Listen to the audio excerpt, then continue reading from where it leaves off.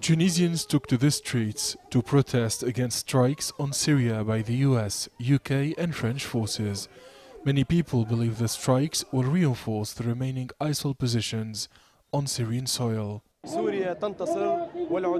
Bombing Syria and destroying the infrastructure is meant to weaken the central government in Damascus. It will give hope to ISIL terrorists, but they will also be eradicated by Syrian troops in a few months.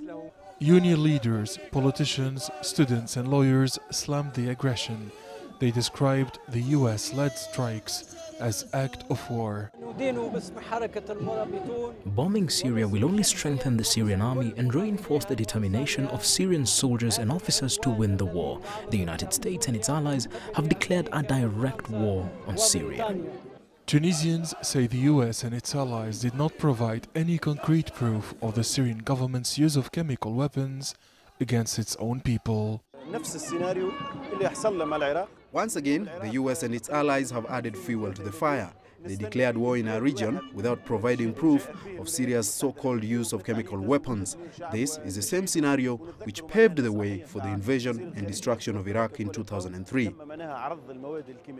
The civil society denounced the reaction of many states, whose leaders were close allies of Syria before the 2011 unrest.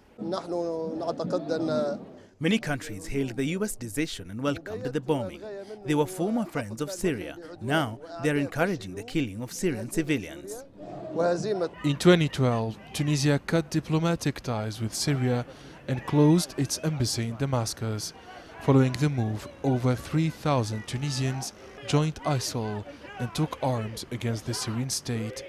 Now Tunisians are calling for justice and putting pressure on the presidency in Carthage to resume ties with Syria. Since the beginning of the war in Syria, the Tunisian public opinion was divided.